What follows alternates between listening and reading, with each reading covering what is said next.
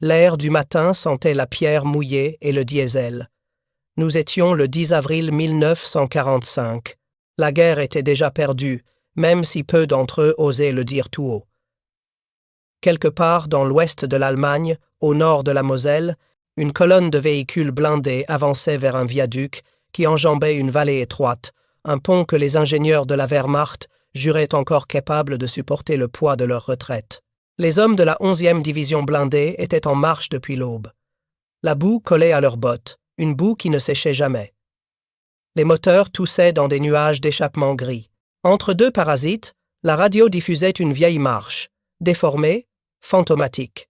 Malgré la fatigue et la faim, la colonne avançait avec une obéissance mécanique, comme si la logique de la guerre tenait encore, comme si la discipline pouvait, à elle seule, repousser l'effondrement.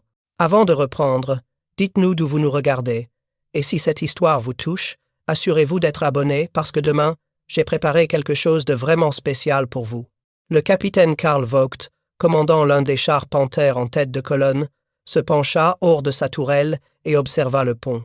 Le viaduc s'élevait avec grâce au-dessus de la vallée, un entrelac de poutres d'acier construit avant la guerre, renforcé après 1940, et un pour supporter de plus lourdes charges. Vogt lui faisait confiance. Il avait passé sa carrière à croire que l'ingénierie allemande ne faillissait pas. C'était l'une des dernières choses auxquelles il pouvait encore croire. Derrière lui, l'équipage murmurait des rumeurs venues de l'artillerie russe sur l'Oder, des régiments entiers qui se dissolvaient. On parlait encore de repli stratégique, jamais de retraite. Même le langage était devenu un front.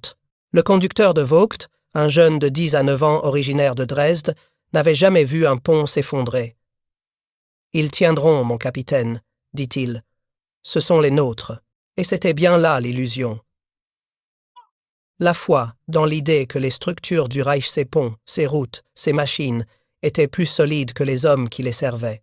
La colonne atteignit la rampe d'accès vers 13 heures.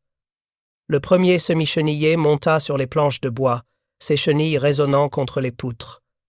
Le second suivit, puis le Panther de Vogt s'engagea à son tour, ses 45 tonnes vibrant à chaque mètre parcouru. Sur la crête opposée, des éclaireurs américains observaient silencieusement aux jumelles. Ils avaient saboté le viaduc 2 nuits plus tôt, non pas à la dynamite, mais en affaiblissant un appui central déjà fissuré par des bombardements précédents. Une opération précise, silencieuse. Une seule goupille porteuse remplacée par une copie creuse, prête à céder sous le poids. D'abord, rien ne se produisit. Puis, lorsque le troisième véhicule atteignit le milieu du pont, un profond gémissement métallique retentit dans la vallée. Les poutres semblèrent se tordre, non pas violemment mais lentement, comme un être vivant qui souffre. Le conducteur cria, les chenilles hurlèrent, et, en un instant, la travée centrale s'effondra. Le nez du char plongea dans le vide. Le corps de Vogt heurta la tourelle. Il ne se souvint que du cri de l'acier arraché et du goût d'huile avant que tout devienne noir. Les témoins des véhicules arrière racontèrent plus tard une scène qu'ils n'oublieraient jamais. Une colonne de fumée montant du viaduc brisé, des fragments de béton retombant en pluie, des silhouettes noires basculant dans le ravin. L'ensemble ne dura pas 10 secondes, juste assez pour que la certitude disparaisse. Cet effondrement n'était pas seulement matériel. Il était symbolique. Pour les soldats qui survécurent, la chute de ce pont marqua la chute de leur foi, la foi en leur machine, en leur chef, en l'idée que l'ordre allemand pouvait défier le chaos. Pour comprendre comment cette foi avait été bâtie et pourquoi elle s'effondra si brutalement, il faut revenir à l'idéologie qui façonna le rapport de la Wehrmacht à la technique. Depuis le début des années 30, l'État allemand entretenait une véritable vénération quasi-religieuse pour la technologie. Les autoroutes, les avions étincelants, les chars roulants en formation parfaite, ce n'étaient pas seulement des outils, c'était de la propagande matérialisée. Adolf Hitler, qui se voyait en architecte du destin, affirmait souvent que les ponts symbolisaient la connexion, l'unité, la force d'un peuple lié par la volonté. Dans ses discours, le béton devenait mythe. Mais à la fin de 1944, ce mythe vacillait. Les bombardiers alliés avaient détruit plus d'un tiers des ponts ferroviaires du pays. Pourtant, la presse continuait de publier des photos d'ingénieurs reconstruisant des ouvrages en une nuit, images fabriquées pour entretenir le moral. La réalité était tout autre. Les ponts ne pouvaient pas être remplacés aussi vite qu'ils tombaient. L'acier manquait. Le transport du ciment était paralysé par la pénurie de carburant. Des convois entiers restaient bloqués parce qu'un seul viaduc s'était effondré. En février 1945, Albert Speer, ministre de l'armement du Reich, avertit que le réseau de transport était à l'agonie. Son rapport fut ignoré. Pourtant, les commandants de terrain reçurent l'ordre de faire confiance à la construction allemande. On leur affirmait que « nos ponts ne cèdent pas ». Ces mots figuraient tels quels dans les directives techniques du printemps. Des officiers comme Karl Vogt les prirent au pied de la lettre. En vérité, beaucoup d'ouvrages étaient déjà condamnés. Les bombardements alliés avaient souvent fragilisé leurs fondations de manière invisible. Les secousses, les incendies et les vibrations relâchaient des joints qu'aucune équipe ne pouvait réparer durablement. Les sabotages de la résistance ajoutaient un danger nouveau. Les maquisards français, les partisans belges et les réseaux polonais devinrent experts dans l'art d'affaiblir une structure si discrètement que sa chute paraissait accidentelle. En avril 1945, alors que les divisions américaines et françaises approchaient de la Moselle, les officiers de logistique allemands choisirent de tenter la traversée plutôt que d'abandonner leur matériel lourd.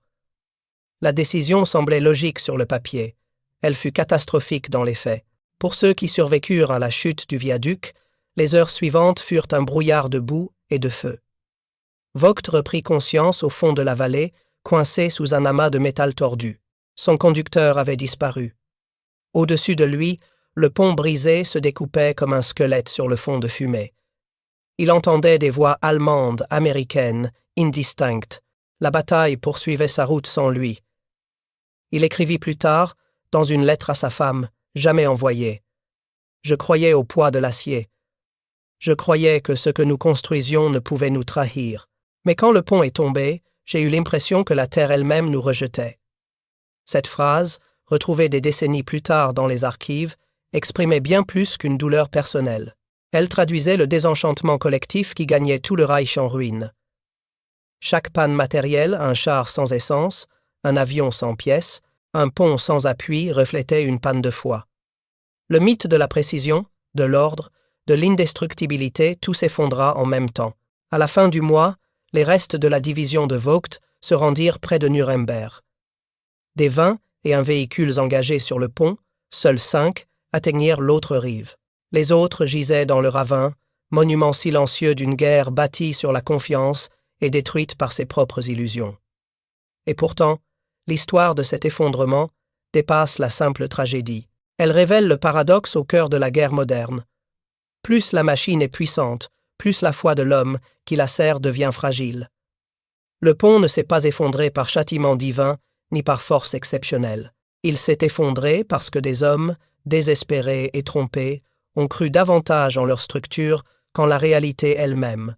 Lorsque la lumière du matin revint, la vallée demeurait silencieuse, troublée seulement par le bruit de l'eau qui s'infiltrait entre les pierres et par les gémissements du métal qui se contractait sous le froid. Les restes du viaduc s'étendaient comme les côtes d'un géant abattu. Une fumée grise montait encore des carcasses de 2 chars au fond du ravin, leurs munitions explosant par à-coups. Vers 10 heures, un petit détachement du génie arriva du poste de commandement le plus proche. Les hommes avançaient prudemment, enjambant les câbles, les chenilles tordues, les morceaux de béton. À leur tête marchait le major Wilhelm Keitel, sans lien de parenté avec le maréchal du même nom, un carnet et un appareil photo à la main. Il venait constater l'inexplicable. Ingénieur depuis la campagne de Pologne, Keitel croyait aux chiffres, au tonnage, aux équations. Mais la scène qu'il découvrit défiait la logique. Des poutres recourbées à des angles impossibles, des piliers tranchés nets, du béton qui semblait avoir fondu. S'agenouilla, gratta une poutre du bout du couteau et constata. Aucune trace d'explosif. Ce n'est pas une explosion. C'est une rupture. Son adjoint hésita. Alors ce n'est pas du sabotage, mon major. Keitel ne répondit pas. Il savait déjà que la vérité serait plus trouble. Le pont avait été réparé 3 fois en 2 ans. La dernière consolidation, hâtive, utilisait un acier de moindre qualité provenant d'une usine capturée en Lorraine. Les bombardements alliés l'avaient atteint à plusieurs reprises. Et surtout, l'usure, celle des matériaux, des hommes, des illusions, avait fait son œuvre. L'après-midi, il rédigea son rapport préliminaire. Rupture de la travée centrale par fatigue structurelle cumulative. Probable affaiblissement supplémentaire dû à l'ennemi. Morale des survivants très bas. Recommande évacuation immédiate du matériel lourd. Les unités restantes manifestent un fatalisme prononcé. Il signa sans y penser, ignorant que le quartier général auquel il destinait ce rapport n'existait déjà plus. L'artillerie alliée avait pris la ville. Pendant ce temps, sur les collines à l'ouest de la Moselle, une petite équipe américaine écoutait les transmissions allemandes. Le lieutenant Robert Halperin, ingénieur de combat de la 7e armée, avait dirigé la mission de sabotage. C'était lui qui avait proposé de remplacer une goupille porteuse par une copie creuse, méthode transmise par les résistants français. Quand Halperin apprit la chute du pont, il ne se réjouit pas. Il traça simplement une croix rouge sur sa carte. « Pont détruit », dit-il à son sergent. « Ils accuseront leur acier avant de penser à nous. » Il avait raison. La propagande allemande attribua plus tard l'effondrement à des bombardements ennemis, fiction plus rassurante que d'admettre l'inquiétante réalité. Leurs ingénieurs avaient perdu la maîtrise du monde matériel. Pour Halperin, ce n'était qu'une mission parmi d'autres. Pour les hommes du pont, c'était la fin d'une croyance. 2 jours plus tard, le capitaine Karl Vogt reprit conscience dans un hôpital de campagne. Sa jambe gauche était fracturée, ses côtes brisées. Un médecin lui annonça que la division se repliait vers Nuremberg. « Vous avez de la chance, Herr Capitaine, dit-il. La plupart de votre équipage n'a pas survécu. » Vogt ne se sentait pas chanceux. Chaque bruit, un marteau, une roue, un cri, réveillait le souvenir du gémissement du pont. Dans ses cauchemars, il revoyait les poutres se tordre et la terre se dérober sous lui. Le 14 avril, il fut convoqué par le major Keitel. L'ingénieur, la vareuse encore tachée d'huile, entra dans le vif du sujet. « Capitaine Vogt, vous étiez le 3e véhicule sur le pont. » « Racontez. » Vogt hésita. D'abord, une vibration. Je croyais que c'était notre moteur. Puis j'ai vu la poutre se courber, comme si l'air la poussait. Il n'y a pas eu d'explosion, juste une reddition. Keitel nota le mot. Reddition. Curieuse expression, capitaine. Les ponts ne se rendent pas, ils cèdent. Ce fut la première fois que Keitel entendit le doute franchir la barrière de la discipline. L'ingénieur en fut bouleversé. Pendant des années, les hommes comme Vogt avaient incarné la foi de la Wehrmacht dans la technique. Cette foi se fissurait. Ailleurs, partout dans le Reich, la même désintégration, dans la Ruhr, les ponts s'effondraient plus vite qu'on ne les réparait. En Bavière, les unités en retraite les faisaient sauter elles-mêmes pour ralentir les Alliés, détruisant les veines du pays. Albert Speer écrivit plus tard, depuis sa cellule de Spandau, que les dernières semaines du Reich furent marquées par un effondrement silencieux des structures physiques et morales. La précision technique qui avait bâti les autoroutes et les chars servait désormais à détruire.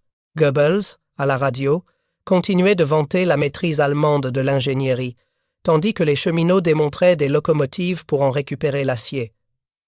Les mots ne correspondaient plus au réel. Pour Keitel et Vogt, cette contradiction devint insupportable. Ils appartenaient à une génération persuadée que la structure sauvait tout, que le pont reliant 2 rives symbolisait l'ordre domptant la nature. Or, la nature reprenait ses droits. Au début de mai, alors que la guerre s'achevait, Vogt et quelques survivants furent capturés près de Ratisbonne. Les Américains les interrogèrent courtoisement, cigarettes et café à l'appui. À propos du pont, Vogt déclara simplement « Il est tombé comme nous, lentement, puis d'un seul coup. » L'interrogateur nota la phrase sans y prêter attention. Pour lui, c'était un rapport de plus. Pour Vogt, c'était l'épitaphe d'une croyance. Après la capitulation, le major Keitel fut brièvement détenu avant d'être libéré. Il retrouva du travail dans le déblaiement des ruines. Chaque jour, il voyait s'élever de nouveaux ponts en acier américain, avec des grues étrangères. Il parlait rarement du viaduc de la Moselle. Le soir, pourtant, il traçait des équations dans un carnet, cherchant encore une logique à l'absurde. Vogt, lui, ne revint jamais à la carrière militaire. En 1947, il travaillait dans une scierie, boitant sur sa jambe mal remise. Interrogé des années plus tard, il résuma son souvenir en une phrase. « Nous pensions que le pont nous porterait parce que nous l'avions construit. Nous avions oublié que la rivière se moque de qui la traverse. » Cette phrase devint l'une des plus justes métaphores de la fin du Reich. Aucune machine, aucun empire n'échappe à la gravité. Archives déclassifiées révélèrent ensuite les détails de l'opération. Codenommée Silver Thread, elle visait 5 ponts clés sur la Moselle, non pour les détruire entièrement, mais pour semer le doute. L'objectif était psychologique, faire douter les Allemands de leur propre acier. Seuls 2 ponts s'effondrèrent, mais cela suffit. La panique gagna les services du génie, les convois se reportèrent sur d'autres routes, provoquant de nouveaux accidents. En quelques jours, les lignes de retraite s'effondrèrent. Un analyste américain nota avec ironie. Leur foi dans la fiabilité de l'acier allemand est neutralisée. Ironie suprême.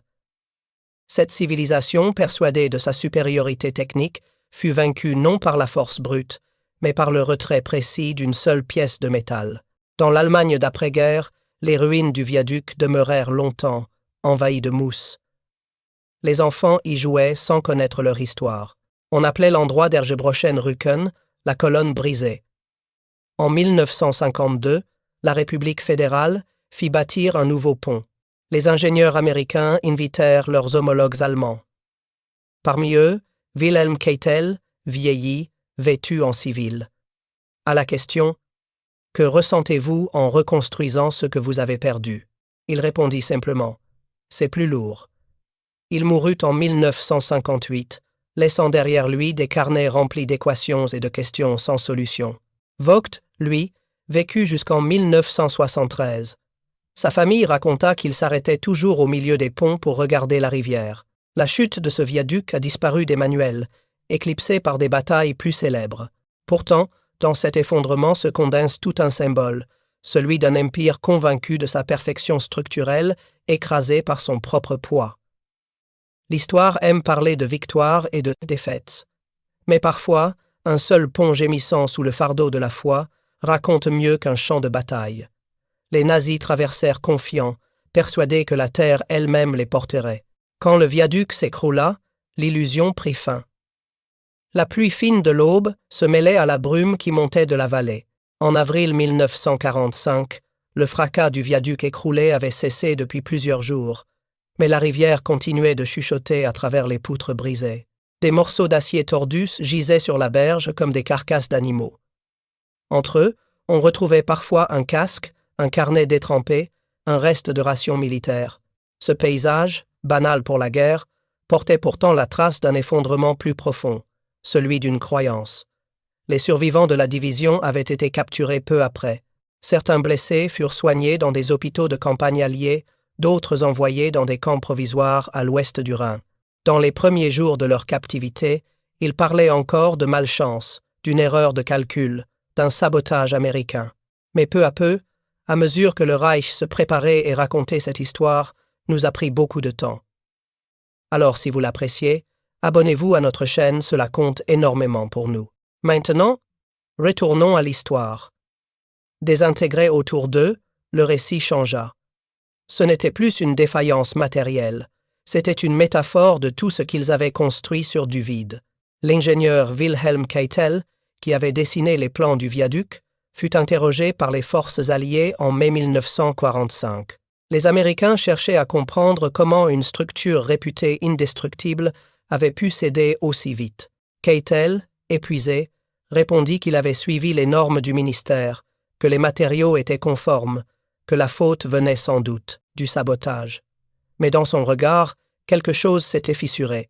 Ce n'était pas seulement la honte d'un échec technique, c'était la certitude perdue que la perfection allemande existait.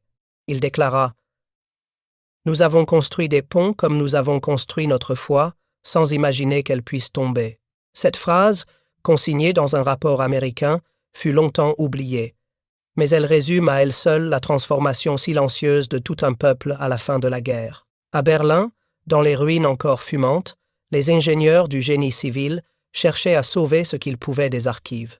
Les plans des ponts, des viaducs, des usines hydrauliques, Tous portaient le sceau du Troisième Reich, symbole d'une rationalité tournée vers la conquête. Durant ce printemps-là, ces mêmes documents servaient aux Alliés à reconstruire ce qu'ils avaient dû détruire. Ironie cruelle, les calculs de Keitel et de ses collègues, jadis destinés à envahir, allaient désormais servir à réparer. Parmi les prisonniers du groupe de reconnaissance qui avait traversé le viaduc en premier, se trouvait un sergent nommé Ernst Römer. Âgé de 24 ans, il avait survécu en sautant de son véhicule juste avant que la section centrale ne s'effondre. Capturé 2 jours plus tard, il passa des mois dans un camp près de Reims. Là, il écrivit sur un morceau de papier récupéré dans un colis. « Je n'ai plus peur des Américains, mais du vide. » Ce vide n'était pas seulement celui du pont disparu, c'était celui de sa propre croyance dans la supériorité du Reich, dans la promesse que la technique remplacerait la morale. Les ingénieurs nazis avaient voulu faire de la matière une religion, une foi de béton et d'acier. Mais la guerre leur rappela que la matière obéit à des lois plus honnêtes que les idéologies. Lorsque la guerre prit officiellement fin en mai 1945, la région du Hunsrück, où se trouvait le viaduc, passa sous administration américaine. Les habitants, longtemps contraints au silence, commencèrent à raconter leur version. Une femme, Gertrude Lenz, se souvint avoir vu, la veille de l'effondrement, un petit groupe d'hommes étrangers se glisser dans les bois. Des saboteurs français, dirent certains. D'autres pensaient à des résistants allemands. Aucune preuve ne fut jamais trouvée. Les experts alliés, après examen, conclurent que la structure avait souffert d'une fatigue interne. Les soudures avaient été précipitées, les alliages affaiblis par la pénurie de nickel et de cuivre qui frappait l'Allemagne en 1945. En d'autres termes, le pont n'était pas victime d'un ennemi, mais de la défaillance de l'empire qu'il servait. Ce constat toucha profondément les ingénieurs allemands. Pendant des années, la propagande leur avait répété que la science allemande était invincible, qu'elle vaincrait la géographie, la météo, le temps. Les affiches montraient des ponts défiant les orages, des chars franchissant des rivières gelées, des avions planant au-dessus des montagnes. Mais à la fin, la réalité s'imposa. Aucun calcul ne pouvait compenser la corruption morale du système qui les employait. Dans les mois qui suivirent, le viaduc devint un lieu d'étude. Des officiers américains, britanniques et français s'y rendirent pour observer l'effondrement. Ils y voyaient une leçon stratégique. Comment l'usure de la guerre industrielle finit par frapper les structures autant que les hommes. Les soldats locaux, eux, y voyaient autre chose. Un tombeau collectif. Les enfants du village descendaient jouer parmi les ruines, ignorant que sous la mousse reposaient encore des blindés entiers, engloutis avec leurs équipages. Les anciens, eux, détournaient le regard. Pendant des décennies, personne ne voulut vraiment reconstruire. Ce n'est qu'en 1952 qu'un nouveau pont fut édifié. Il ne portait plus de nom allemand, mais celui que les Américains lui donnèrent, Bridge of Silence. Cette appellation resta dans les archives locales. Wilhelm Keitel, libéré en 1949 après 3 ans d'internement, assista à la reconstruction. On raconte qu'il se tenait à distance, observant les jeunes ingénieurs tracer de nouveaux plans. Il ne parla presque plus jamais de son métier. Dans ses notes, retrouvées après sa mort, il écrivit « Ce ne sont pas les ponts qui tombent, c'est notre orgueil. » Cette phrase résonne aujourd'hui comme une confession collective. La chute du viaduc fut, pour les survivants, l'annonce miniature de la chute du Reich tout entier. Là où les canons avaient échoué, la gravité accomplit la justice, ce n'était pas un bombardement, pas une opération alliée, mais l'effondrement de ce que les nazis avaient voulu ériger au-dessus des lois naturelles. Dans l'Allemagne d'après-guerre, les ingénieurs civils entreprirent un travail d'introspection inédit. Beaucoup furent réintégrés dans la reconstruction sous la supervision des Alliés, certains refusèrent d'utiliser les anciens symboles, d'autres conservèrent le vieux souci de précision, mais purgés de la démesure idéologique. L'école technique de Karlsruhe, qui avait formé la plupart des architectes du Reich, organisa dès 1948 un séminaire intitulé « Éthique et structure ». Le professeur Hans Neuffer y enseignait que « toute architecture est morale avant d'être mécanique ». Cette phrase fut reprise dans de nombreux manuels de la jeune République fédérale. Pendant ce temps, les anciens soldats, comme Ernst Römer, tentaient de reconstruire leur vie. Il émigra en Autriche, travailla dans une usine de ciment, puis dans une entreprise de pont civil, il évitait soigneusement de parler de la guerre. Jour, en 1959, un journaliste local le retrouva et lui demanda « Comment avez-vous survécu ?» Römer répondit « J'ai cessé d'obéir à ce qui s'écroule. » Cette réponse, simple et dérangeante, témoigne d'une évolution morale. Dans le tumulte des dernières semaines du conflit, beaucoup de soldats avaient continué à avancer par automatisme, mus par l'idée que l'obéissance était la seule vertu. L'effondrement du pont brisa ce réflexe. Devant la faille ouverte, certains s'arrêtèrent, incapables de continuer.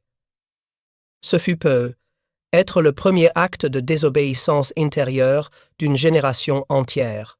Dans les années 60, alors que l'Allemagne de l'Ouest connaissait le Wirtschaftswunder, le miracle économique, le souvenir du viaduc sombra dans l'oubli. On ne voulait plus parler de ruine, encore moins de culpabilité. Pourtant, quelques anciens, devenus enseignants, racontaient à leurs élèves cette histoire comme une parabole. « Ne croyez jamais qu'un calcul peut remplacer la conscience », disait l'un d'eux. Les archives américaines furent déclassifiées dans les années 90. On y retrouva des photographies du site. Des chars renversés, des poutres arrachées, un drapeau du Reich flottant encore sur une section suspendue dans le vide. Ces images furent publiées dans une revue d'ingénierie. Un jeune historien, Tobias Keller, consacra sa thèse à cet effondrement.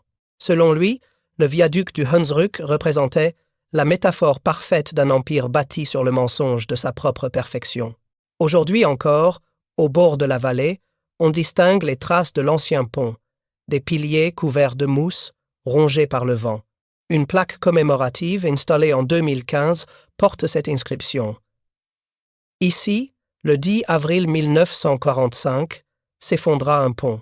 Que ceux qui le traversent se souviennent que rien de Pend, solide, ne tient sans vérité. Chaque année, quelques visiteurs s'y arrêtent, des curieux, des descendants, parfois des étudiants. Le lieu n'a rien d'imposant, un sentier étroit, une rambarde rouillée, le murmure d'un ruisseau. Mais pour ceux qui savent, il incarne la fin d'une époque où la technique voulait dominer la morale. Sur le plan symbolique, la chute de ce viaduc illustre la désagrégation progressive du système nazi. Une structure hiérarchique, rigide, portée par la croyance en l'infaillibilité humaine. Comme le pont, le Reich reposait sur des soudures fragiles: peur, propagande, obéissance. Lorsque ces liens se fissurèrent, tout s'effondra en cascade. Les historiens modernes voient dans cet événement un avertissement universel.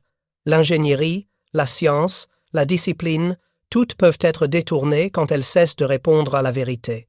Le viaduc n'a pas été détruit par un ennemi extérieur, mais par l'usure d'un mensonge collectif. C'est ce que rappela, en 2020, une exposition organisée au Musée de la Technique de Munich. Ponts et ruptures, quand l'ingénierie rencontre la morale. Au centre, une maquette du viaduc effondré. Sur le socle, ces mots « La gravité ne ment jamais ». Il est tentant de conclure que les hommes ont retenu la leçon. Pourtant, chaque époque construit ses propres ponts d'illusion. Ce récit, transmis avec pudeur, ne parle pas seulement du nazisme, mais de toute croyance aveugle dans la perfection humaine. Là où les ingénieurs du Reich voyaient une victoire de la technique, la nature rappela qu'aucune structure ne résiste à l'arrogance. La pluie continue de tomber sur la vallée du Hunsrück. Les herbes recouvrent lentement les traces de l'effondrement. Mais sous la terre, les vestiges demeurent. Blocs de béton, fragments d'acier, souvenirs d'un empire qui se voulait éternel. Un jour, un enfant du village demanda à son grand-père pourquoi on n'avait jamais reconstruit le pont exactement au même endroit. Le vieil homme répondit « Parce qu'ici, le sol se souvient. » Cette réponse, simple et poétique, résume mieux que tous les traités l'héritage de cette histoire. Le sol se souvient, non des dates, mais des poids, non des discours, mais des chutes. Ainsi se termine la trajectoire de ce viaduc et de ceux qui l'ont traversé. Ce n'était pas seulement un effondrement d'acier, mais une fissure dans l'âme d'un siècle. Les nazis traversèrent confiants, persuadés que la raison mécanique remplacerait la morale humaine. Mais au-dessus de la rivière, la gravité fit justice. Ce que l'homme avait dressé dans la certitude, le monde le rappela à l'humilité. Et peu, être-ce là, dans le craquement d'un pont qui cède, que l'Allemagne commença à redevenir humaine, au matin du 3e jour après l'effondrement du viaduc, la brume s'était à nouveau installée sur la vallée. L'air sentait encore la poudre et la boue fraîchement remuées. Les sapeurs du génie, fatigués, le visage gris de suie, observaient ce qu'il restait du pont. Une carcasse tordue, dont les poutres d'acier pendaient comme des côtes brisées au-dessus du ravin. En contrebas, les carcasses de blindés Panzerpand et Sturmgeschütz formaient un entassement grotesque, un cimetière de métal dans lequel les uniformes felgros se confondaient avec la terre. L'un des survivants, le sergent Hans Keller, avait passé la nuit entière à écrire dans un petit carnet détrempé. Il notait les noms de ses camarades, ceux qu'il avait pu identifier. Entre deux phrases, il levait les yeux vers la brume, comme s'il espérait que le silence lui rende des réponses. Depuis l'enfance, il avait cru que l'ordre et la technique allemande pouvaient vaincre la nature, mais ce matin-là, face à cette arche disloquée, il comprenait que la guerre avait tué, bien plus que des hommes, elle avait détruit la foi dans la raison elle-même. Les officiers d'état-major arrivèrent vers midi. Parmi eux se trouvait un ingénieur de la TOT, envoyé depuis Cologne pour évaluer les causes de la défaillance. Il s'appelait Wilhelm Thelen, un homme maigre au visage nerveux, les doigts tachés de graphite. Devant le viaduc effondré, il resta longtemps silencieux, observant les fissures dans la pierre et les soudures rompues. Lorsqu'un capitaine lui demanda son avis, il répondit simplement « Ce n'est pas une erreur de calcul, c'est une erreur de croyance. » Cette phrase, plusieurs témoins l'ont notée plus tard dans leur rapport. Thelen savait que le viaduc avait été construit à la hâte, en pleine nuit, sous les bombardements alliés. Mais ce n'était pas seulement la précipitation, c'était la certitude arrogante que la technique allemande, portée par le génie arien, pouvait tout supporter. Cette foi presque religieuse dans la solidité des matériaux, dans la perfection de la machine, s'était effondrée avec les blindés. Les jours suivants, l'armée chercha à dissimuler l'accident. Les rapports officiels parlaient d'un effondrement dû à un sabotage ennemi. On prétendit que des résistants avaient miné les piles du pont. Mais les habitants des villages alentours savaient la vérité. Ils avaient entendu le grondement des chars, vu la structure vibrer, senti la terre trembler avant que tout s'écroule. Pour eux, ce n'était pas un sabotage, c'était un signe du ciel. Une vieille femme du village de Montigny, interrogée après la guerre par les historiens français, se souvenait. On les avait vus passer, ces Allemands. Ils chantaient. Ils croyaient encore que rien ne pouvait leur arriver. Et puis, d'un coup, on a entendu un craquement, un bruit comme quand la montagne s'ouvre. On a su que c'était fini pour eux. Ce témoignage illustre la dimension presque symbolique de l'événement. Au moment où les divisions allemandes se repliaient vers l'Est, où le Reich commençait à se désagréger, la nature elle-même semblait rejeter leurs prétentions à la maîtrise totale. Les ingénieurs de la TOT rédigèrent un rapport de 37 pages, aujourd'hui conservé aux archives de Coblence. Ils y décrivent en détail les contraintes mécaniques, la surcharge des blindés Tigre, le défaut d'alignement des supports et l'humidité ayant fragilisé le béton. Mais entre les lignes, on sent une autre angoisse, celle d'un monde technique confronté à sa propre impuissance. Hans Keller, lui, fut transféré 2 semaines plus tard dans un hôpital de campagne près de Reims. Une blessure à la jambe l'empêchait de marcher correctement. Il y rencontra un médecin militaire, le docteur Ernst Weber, un homme cultivé qui, malgré l'uniforme, parlait encore de philosophie. Weber lui demanda un jour « Croyez-vous encore en la victoire ?» Keller répondit après un long silence « Je crois seulement à ce que je vois. » Ce dialogue, rapporté plus tard dans les carnets de Weber retrouvés après la guerre, résume l'état d'esprit de nombreux soldats à ce moment-là. L'effondrement du viaduc n'était plus seulement un accident militaire. C'était un symbole collectif de la chute d'une illusion. Pendant ce temps, à Berlin, les ministères de la propagande tentaient de maquiller la débâcle. Joseph Goebbels faisait diffuser des bulletins où il parlait de « repli tactique » et de « victoire différée ». Mais dans les régions du front ouest, les rumeurs se propageaient plus vite que les démentis. Les survivants du viaduc, évacués vers la Rhénanie, racontaient comment la terre elle-même semblait avoir rejeté leurs blindés. Dans les bivouacs, autour des feux de fortune, on commençait à murmurer. Même les ponts, ne nous supportons plus. L'expression devint presque proverbiale dans certaines unités. Elle révélait un glissement profond, la perte de confiance non seulement en la hiérarchie militaire, mais en l'ordre mécanique du monde. Le Reich avait bâti sa puissance sur l'idée que tout pouvait être planifié, calculé, maîtrisé. Et soudain, un simple pont avait rappelé à ses hommes la fragilité de cette certitude. Des décennies plus tard, des historiens allemands comme Jürgen Förster et Sönke Neitzel ont étudié les rapports d'ingénierie de cet épisode. Ils y voient un microcosme de la guerre totale, la pression du temps, le mépris des contraintes physiques, la déshumanisation du travail technique. Un ingénieur anonyme, dans une lettre datée de février 10 à 945, écrivait « Nous ne construisons plus pour durer, mais pour mourir plus lentement que les autres ». Cette phrase tragique résume le désespoir industriel du Troisième Reich dans ces derniers mois. L'accident du viaduc n'était pas un cas isolé. Des dizaines de structures similaires, construites à la hâte, s'effondraient sous le poids des blindés et des convois. L'Allemagne mourait sous le poids de sa propre machine de guerre. Au printemps suivant, lorsque les troupes américaines traversèrent la région, elles découvrirent les restes du pont et des carcasses de chars encore coincées dans le ravin. Des photographies furent prises par le Signalkorps, montrant les insignes de la Wehrmacht mêlés à la boue. Un officier américain nota dans son rapport « Ce n'était pas la victoire d'un canon, c'était la victoire du temps. Le temps a fait ce que les bombes n'avaient pas réussi à faire. » Après la guerre, l'endroit resta longtemps abandonné. L'État français décida de reconstruire un nouveau viaduc, quelques mètres plus en aval.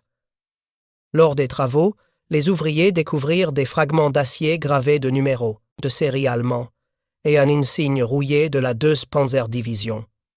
Le chantier devint presque un site de pèlerinage discret pour les habitants.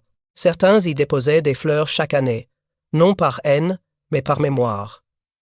Hans Keller, revenu à la vie civile, ne parla presque jamais de cet épisode.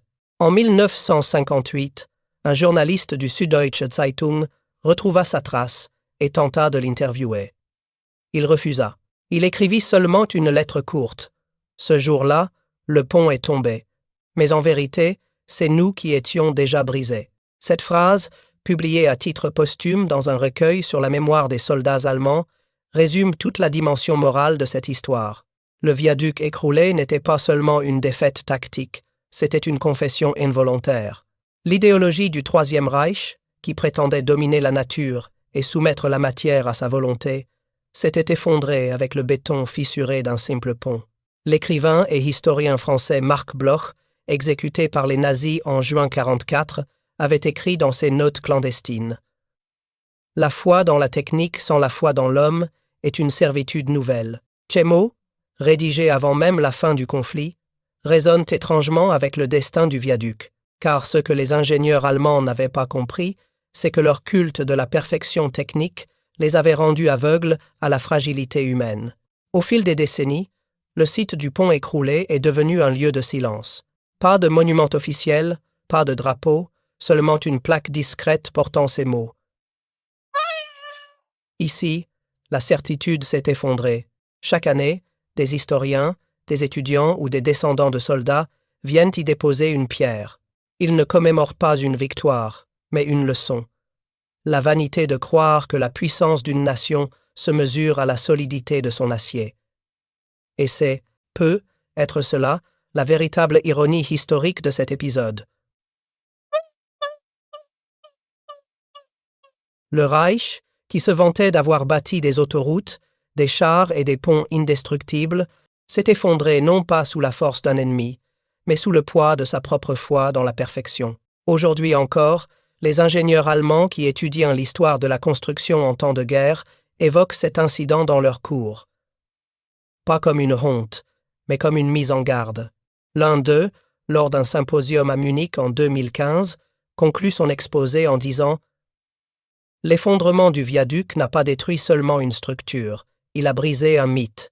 Et ce mythe, celui de la domination totale de la technique, continue de hanter la mémoire européenne. Car, au fond, la guerre n'a jamais été une compétition entre machines, mais entre visions du monde, celle qui respecte les limites et celle qui les nie. Lorsque le soleil se couche aujourd'hui sur cette vallée silencieuse, On distingue encore les vestiges de l'ancien tablier du pont, envahi par la mousse et les herbes hautes. Les enfants du village passent devant sans savoir ce qu'ils représentent. Mais les anciens, eux, se souviennent. Ils disent qu'à chaque printemps, quand la rivière grossit, on entend parfois un bruit sourd venu du ravin comme un écho lointain du jour où la certitude s'est écroulée. Avec le recul de l'histoire, l'effondrement de ce viaduc n'apparaît plus comme un simple accident d'ingénierie, mais comme une métaphore du destin d'un régime entier. Le Troisième Reich avait bâti sa légitimité sur une illusion, celle de la maîtrise totale. Maîtrise du territoire, de la production, des hommes, de la nature elle-même. Mais, en réalité, chaque conquête reposait sur une structure fissurée, minée par l'orgueil et la peur. Ce pont, qui devait supporter le passage triomphal des blindés allemands, s'est révélé être une vérité en béton. La puissance technique ne protège pas de la fragilité humaine. Au cœur du projet nazi se trouvait la croyance que la rationalité pouvait être arrachée de toute morale, que la science pouvait servir la haine, que l'ingénierie pouvait effacer la conscience. L'effondrement du viaduc, ce jour-là, fut la revanche du réel sur le dogme. Après la guerre, les survivants de cet épisode vécurent avec un sentiment d'inutilité mêlé de honte. Certains devinrent ouvriers dans la RFA renaissante, d'autres gardèrent le silence jusqu'à leur mort. Mais tous, d'une manière ou d'une autre, portaient le souvenir de cette secousse non comme d'une défaite militaire, mais comme d'un réveil brutal. Les archives de la reconstruction allemande montrent d'ailleurs un changement profond dans la mentalité des ingénieurs et des architectes d'après-guerre. On ne jurait plus seulement par la solidité et la vitesse, mais par la durabilité et la sécurité humaine. Dans les universités techniques de Munich, de Stuttgart ou d'Aix-la-Chapelle, les cours de résistance des matériaux s'accompagnaient désormais de séminaires sur l'éthique de la responsabilité. C'était une autre Allemagne qui naissait une Allemagne qui, ayant vu un pont s'écrouler sur ses propres tanks, comprenait enfin que la véritable force d'une civilisation réside dans sa mesure. Dans les années 50, le site du viaduc fut à nouveau visité par des chercheurs français et allemands. Ils y organisèrent un colloque discret sur les erreurs de conception et la fatigue des matériaux. Mais, entre les lignes techniques, un autre discours se dessinait, celui d'une réconciliation. L'un des chercheurs, un ancien prisonnier de guerre devenu professeur, déclara en conclusion « Le béton a cédé, oui. Mais ce jour-là, c'est peu, être la haine qui a commencé à se fissurer. » Ces mots, simples mais profonds, résumant la leçon, la plus durable de cette histoire. Dans la destruction, quelque chose d'humain avait survécu, la capacité de douter, d'apprendre, de reconstruire autrement. Aujourd'hui, lorsque les trains régionaux traversent le nouveau viaduc, peu de passagers imaginent ce qui s'est joué ici. Pourtant, sous leurs pieds, la mémoire demeure. Les ingénieurs qui ont bâti la nouvelle structure ont choisi de laisser, à l'intérieur d'un pilier, une plaque de métal gravée. En mémoire des erreurs qui enseignent. Elle n'est visible de personne, cachée dans le cœur du béton. Mais elle rappelle, silencieusement, que chaque civilisation repose sur l'humilité de ceux qui acceptent de regarder leurs ruines sans détourner les yeux. Ainsi s'achève cette histoire non pas sur une explosion, ni sur une bataille, mais sur un effondrement qui révéla la vérité. Aucun empire, aussi discipliné ou mécanisé soit-il, ne peut survivre lorsqu'il oublie que la matière obéit à la nature, et non aux ordres d'un homme. Et est-ce là le plus grand paradoxe du XXe siècle?